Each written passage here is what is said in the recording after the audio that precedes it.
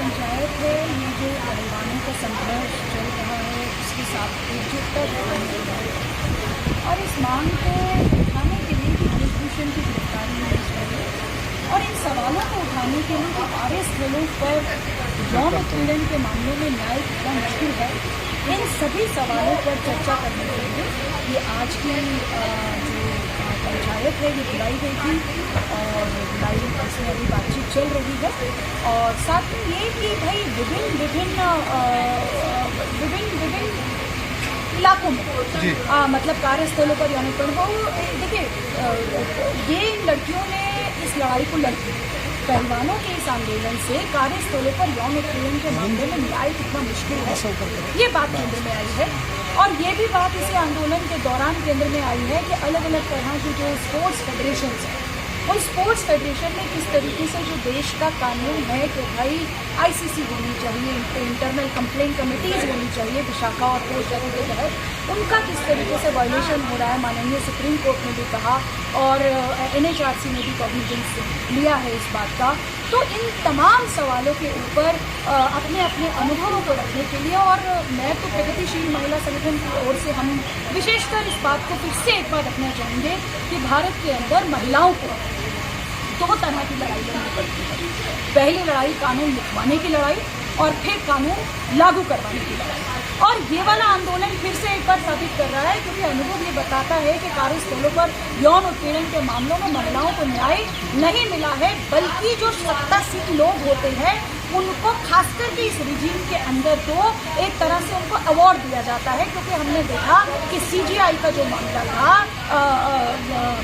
श्रीमान रंजन गोगोई साहब, जब उनके ऊपर कार्यस्थलों पर यौन उत्पीड़न का मामला उनके स्टाफर ने लगाया था, तो किस तरीके से उस महिला को न्याय पाने के लिए मुश्किलों का सामना तो किया ही किया गया था। और उस मामले में क्या इंटरनल रिपोर्ट हुई, क्या हुआ, ये सब तो हुआ ही नहीं हुआ, बल्कि ये भी हुआ कि जो देश का कानून है कि कोई भी अपने मामले में स्वयं जज नहीं बनेगा, उसका किस तरीके से उल्लंघन किया गया। और न केवल उतना ही, जब ये न्यायाधीश महोदय रिटायर हो जाते हैं तो कैसे उनको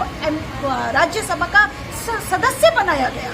ये अपने आप में देश की महिलाओं के लिए चेता देने वाला था। और अब ये जो मामला है ब्रिजभूषण शरण सिंह का, जो कि दिल्ली पुलिस सीधा केंद्र सरकार के अधीन है, और वो केंद्र सरकार के अधीन ये दिल्ली पुलिस किस तरीके से पूरा का पूरा कानून का उल्लंघन करने में और कानून की नजरों में अगर ऊंची पद पे बैठा हुआ है और अगर वो संरक्षण, उसको किस तरीके से व्यवस्था का संरक्षण मिलेगा, ये बात एक बार फिर से सामने आ गई है। जब एफआईआर भी माननीय सुप्रीम कोर्ट के दखल पे होती है,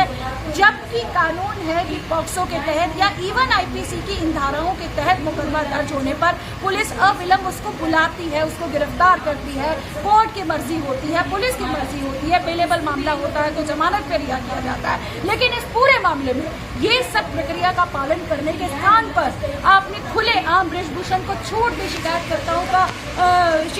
को धमकाने की, शिकायतकर्ताओं के बारे में अनर्गल बातचीत करने की, शिकायत गवाहों को धमकाने की, और किस तरीके से अपने प्रोसेस पूरा करने के नाम पर, आप सीन रिक्रिएट करने के नाम पर आप शिकायतकर्ताओं को बताते हो कि WFI के दफ्तर में हम आपको लेकर जा रहे हैं और ब्रिजभूषण वहाँ नहीं है, जबकि वो वहाँ मौजूद होते हैं। तो ये जिस तरीके से आप आरोपी के पक्ष में पूरा काम करने की जो ये पूरी प्रक्रिया को आप पूरा करने के नाम पर आरोपी के पक्षधरिता जो आपने दिखाई है। पर मैडम, अभी जो भाजपा के जो पार्टी में कुछ महिला हैं, कुछ पुरुष हैं, वो कह रहे हैं कि अगर इतना ही होता तो ब्रजभूषण हमको न रात में बुला लेते। कुछ इस तरह के बयान भाजपा पार्टी के लोगों के आ रहे हैं, जो उनके नेता हैं, उनको आप कैसे देख रही हैं? इससे घटिया और इससे गंदा और इससे ज्यादा महिला विरोधी और पितृसत्तात्मक सोच का रवैया दिखाते हुए बयान और कोई नहीं हो सकते हैं। अगर कोई महिला सांसद या कोई बीजेपी की महिला नेता इस तरीके से अपने नेता के समर्थन में, जिसके ऊपर यौन उत्पीड़न का आरोप है, उसके अगर समर्थन में आती है, तो हमें ये कहने में कोई गुरेज नहीं है कि इन महिला नेताओं को, इन महिला सांसदों को जो इस तरह की बयानबाजी कर रही है, उनको इसका मतलब साफ साफ है, महिला पर अपने राज में होने वाला उत्पीड़न दिखाई नहीं देता है। तब वो कबूतर की तरह आंखें बंद कर लेती हैं और हम उनकी निंदा करते हैं कि इस तरह के चीजों से बाहर निकल कर आइए और आप जो है वास्तव में निष्पक्ष होकर बात कीजिए। देखिए कि आपके इस तरह की बयानबाजी से और आपकी सरकार जिस तरीके से आरोपी को समर्थन दे रही है, उससे देश की महिलाएं ये समझ रही हैं कि भाई बेटी बचाओ बेटी पढ़ाओ का नारा एक जुमला था और बेटी बचाओ का मामला यही था कि अगर आरोपी ऊंचा पावरफुल वाला होगा तो महिलाओं को सड़कों पर निकलकर अपने आप को बचाने के लिए कानून लागू करने वाली संस्थाओं को मजबूर करके कानून लागू करवाना होगा। लेकिन आप लोग अपनी बात को कैसे कह पाएंगे? आज जैसे मीटिंग थी, महिला पंचायत थी, इस पर भी रोक टोक लगाई गई थी कि नहीं करने, डिसमिस करने की बात हो रही थी, लेकिन अब आगे कैसे आप लोग अपनी बात को कह पाएंगे? देखिए, ये तो ओवरऑल इस रिजीम के तहत, क्योंकि जैसा मैंने बताया कि इस पूरी शासनकाल के दौरान एक ही चीज हुई है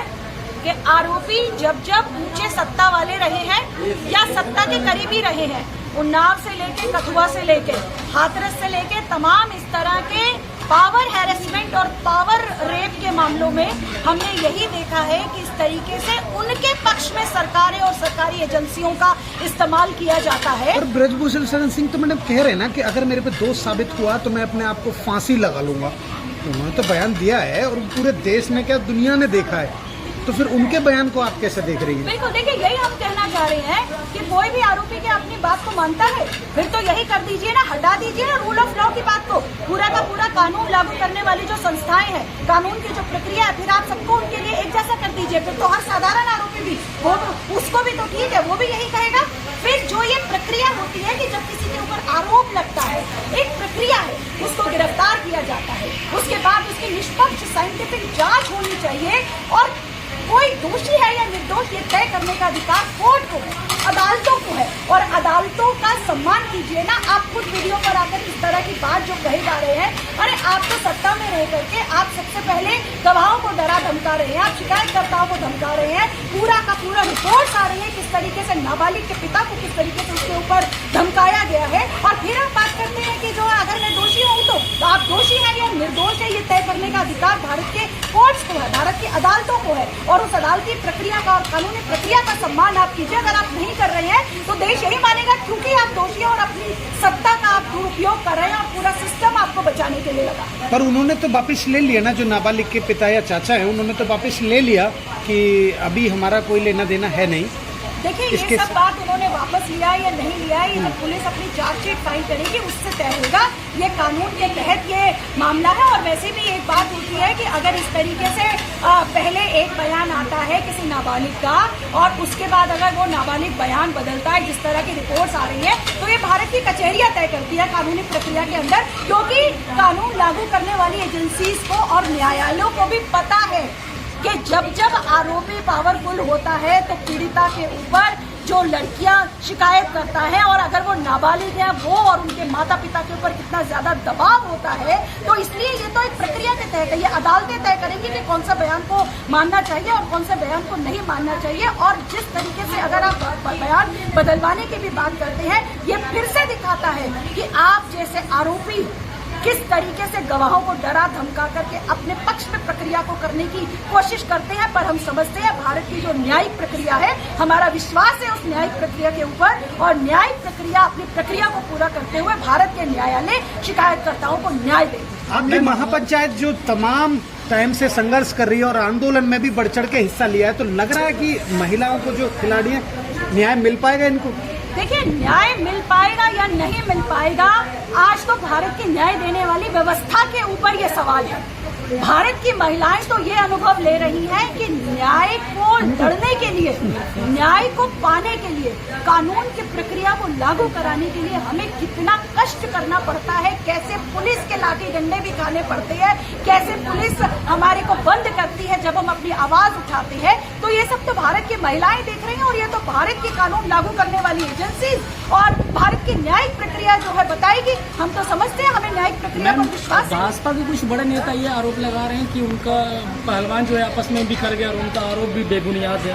देखिए, वो सब तो जब भी आंदोलन होता है ना, तो भाजपा के बड़े बड़े नेता या फॉर दैट मैटर कोई भी जब रिजीम सत्ता में होती है ना, वो हमेशा जो आंदोलन वाले होते हैं, आंदोलन जो सत्ता के विरुद्ध जब भी आंदोलन होता है तो यही कहा जाता है आंदोलनकारी बिखर गए हैं, बिखर गए हैं, बिखर गए हैं। तो मैं समझती हूँ आंदोलन जिंदा है और आंदोलन लड़ा जा रहा है और सरकार और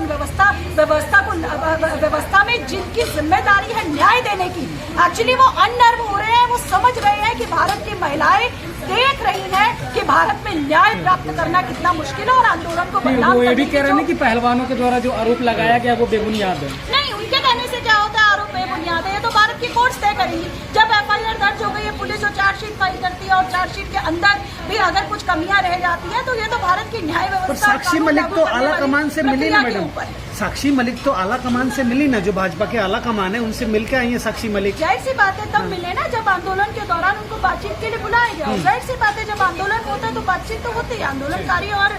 सरकारों के बीच में बातचीत तो होनी ही होती है। इससे क्या फर्क पड़ता है? सवाल ये है कि जो बातें उन्होंने रखी है, ब्रिजभूषण की गिरफ्तारी और साथ में उनके ऊपर जो केसेस लगे हुए वापस होना चाहिए। और हम समझते हैं कि ये होना चाहिए। देश की महिलाओं को, इस देश की सरकार को ये संदेश देना पड़ेगा कि वो अगर देश की महिलाओं के साथ है तो आज देश की महिलाओं के साथ होने का सबसे बड़ा सबूत होगा ब्रिजभूषण की गिरफ्तारी। तो ये हम देखने को तैयार है और हम देखना चाहते हैं कि क्या वो देश की महिलाओं को, ब्रिजभूषण को गिरफ्तार करके एक सकारात्मक संदेश देते हैं।